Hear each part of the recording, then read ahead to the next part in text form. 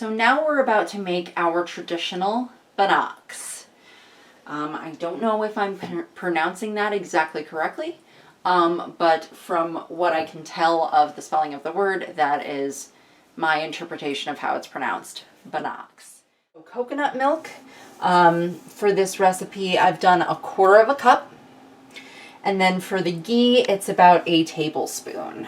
Okay, here we have some hot water, 1/4 cup. Here we have about 2 ounces, maybe 3 currants, 1/4 teaspoon of baking soda, okay? And then we have about 1/8 teaspoon, maybe a little bit more, of our Celtic sea salt. Oats, which we have 1 cup of. And then we have almond flour, 1/2 cup.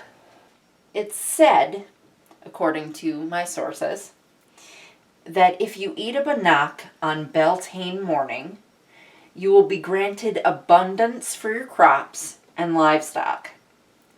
It's traditionally made with lard placed in a pile of embers atop a stone and then blackened.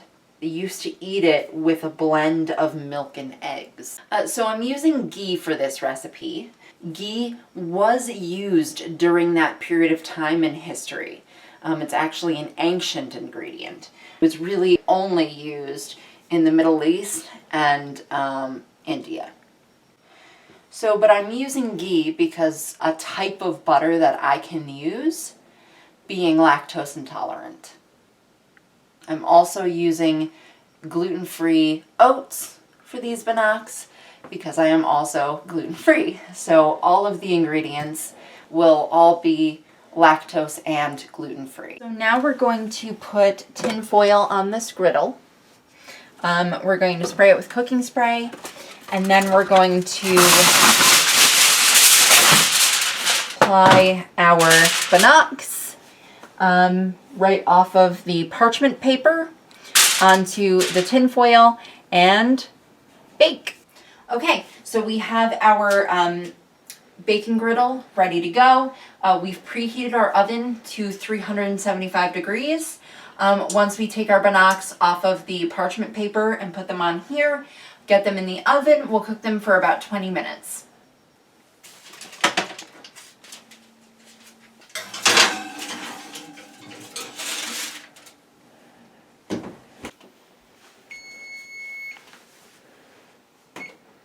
Okay, I think it's ready. Okay, so now we are cutting the Bannocks into quarters. Okay, we are tasting the Bannocks.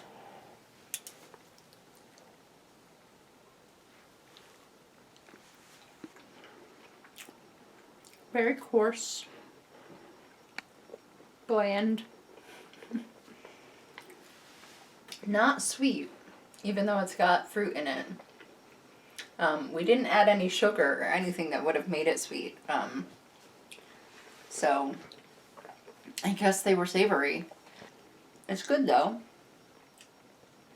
Yeah, I think I like it. Yeah, it's a lot moister than I expected it to be, considering what was in it. But it's very, I agree that it's not sweet, and that may just be my sweet tooth. Mm-hmm. But it is good. It's very dense. It's believed that King Arthur ruled somewhere in the 5th to 6th centuries, which is the end of the Iron Age into the beginning of the Middle Ages. Okay, so Britain wasn't actually introduced to cane sugar until about 1100 AD or so, when Crusaders returned from war with it. Which really just means that cane sugar would not have been an ingredient added into British food until about 500 years after the reign of King Arthur. But I like these. These are good. I agree. I think they're awesome. Nicely done, Amy.